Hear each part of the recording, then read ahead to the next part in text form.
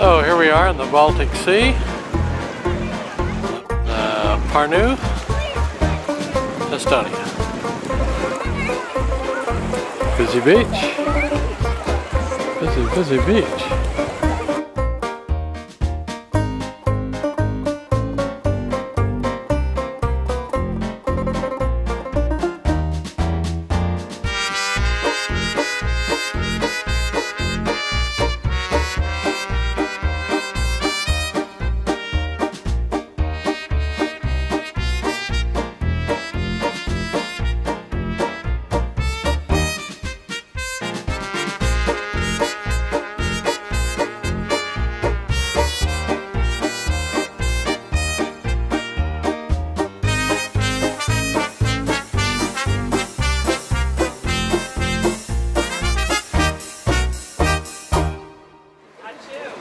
We are saying goodbye to our bus driver, Gustavus. I'm sorry. Here already.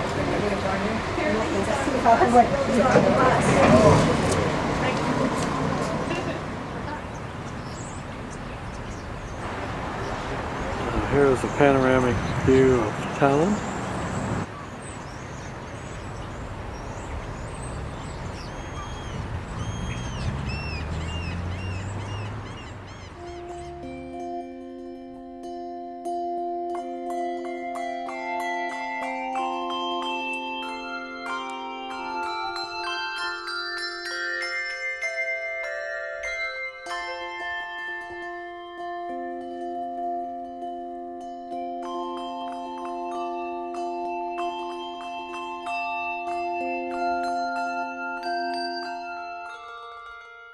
Building itself was built already by Katarina II as a house of a Russian government. And opposite to it, at the end of the 19th century, was built a big symbol of Russian domination.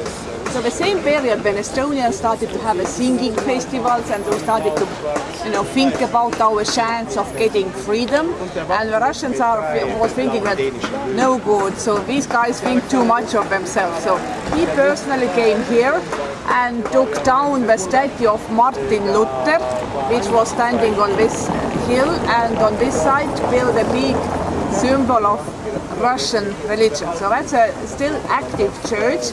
They have services twice per day. This church is still a property of Moscow. So hopefully the only institution which is left in Estonia which is run from Moscow, but you never know these things, and that's why Estonians, we are not very big fans of this church, because we always think how it is influencing the decision making of our parliament members. Each time they look out from the windows, they can see this big symbol of Soviet or whatever Russian domination in front of them. Always in front of it is a place where are some beggars standing, and they are designed by the church management so they look like a cast from Dr. Zhivago. And the point of them was to show how bad is the life of the Soviets here. So that's all of the Russian people.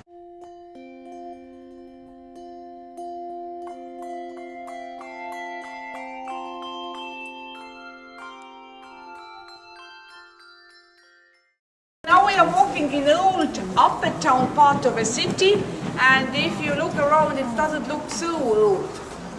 And in Tallinn, we also had a fire in 1684, only in upper town part. So that's why everything in upper town is rebuilt after the fire. So that's why it's a more like a classical style part of a city.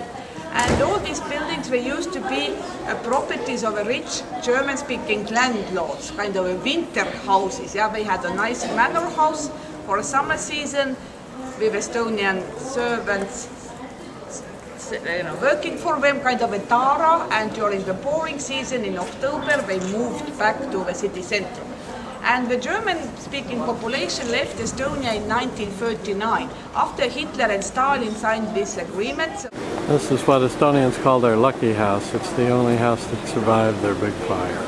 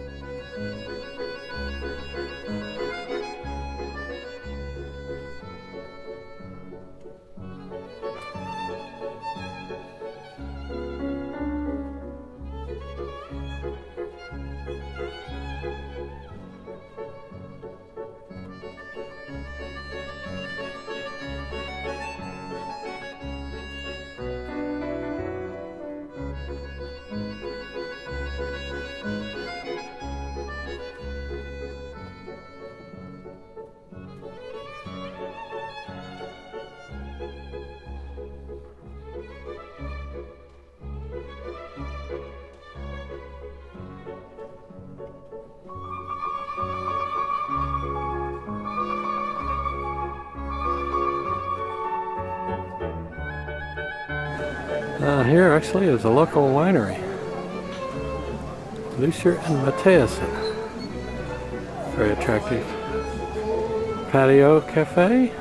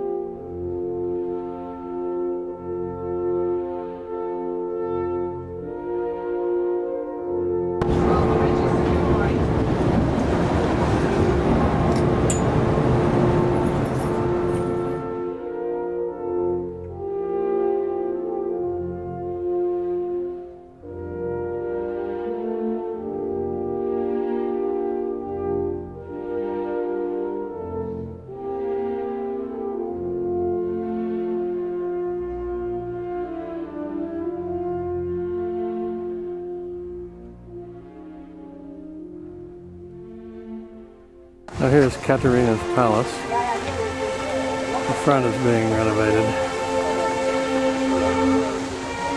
So here on this side we have a mini garden.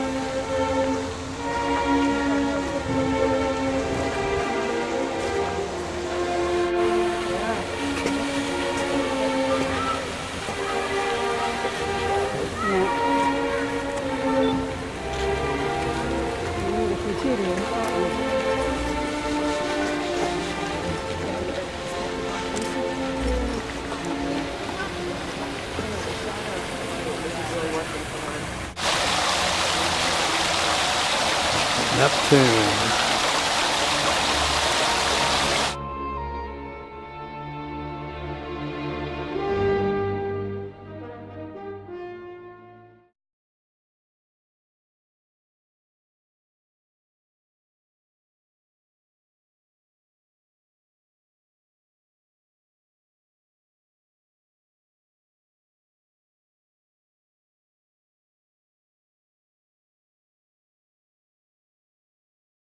Nice Baltic beauty. Yeah, we don't know exactly from where she is.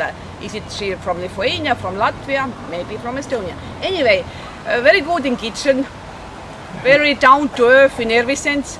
And so Peter probably fell in love, and that's when it was the divorce. So the first wife was sent to a convent, like it mostly happens. And after having 7 children with Katrina, Peter decided to marry her.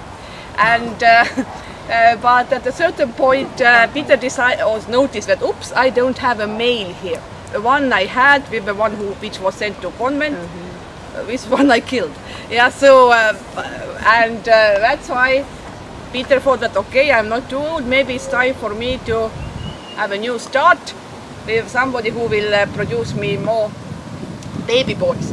But Katrina she saw a clear and present danger coming. Yeah, she was definitely a type for a convent life, and that's why she got together with her best friend Menshikov, it was always like a happy troika in every sense.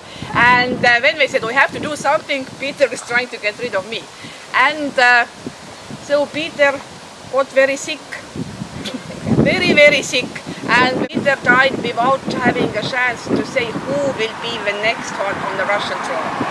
So it was like a ruler will be... And Menshikov was right there and said, I heard, he said Katarina. Done. And that's how this simple lady, basically a Russian Cinderella, without ability to read or write, managed to be 2 years after the Peter's death on the Russian throne. So that's kind of a nice story. Katarina was first. And of course...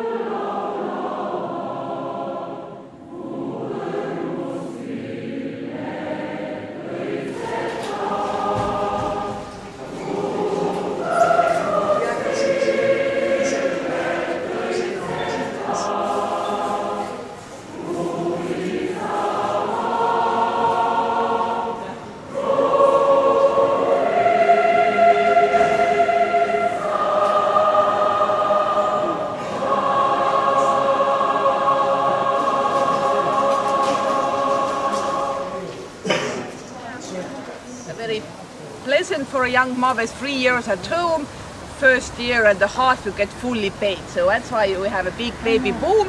And another priority for the state is how to have more kindergartens or this creche, yes, or a place to put them when they are 3 years old, because our previous generation grandmothers are still active also in the workforce.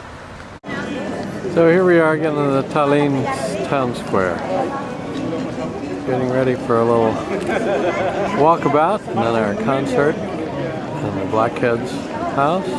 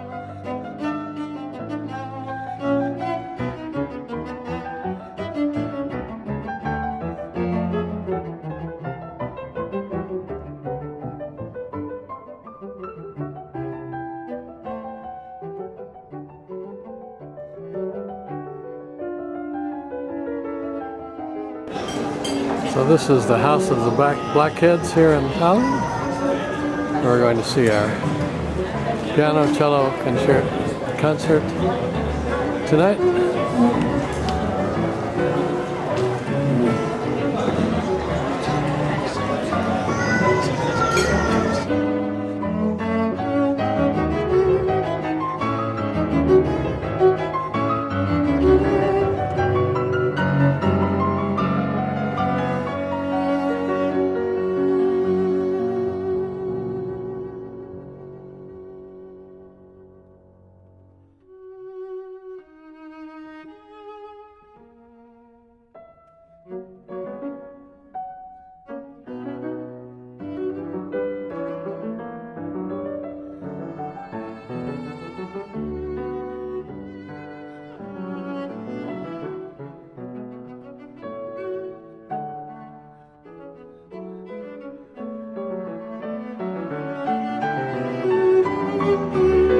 Yeah, this is where we had dinner tonight, our last night in Tallinn.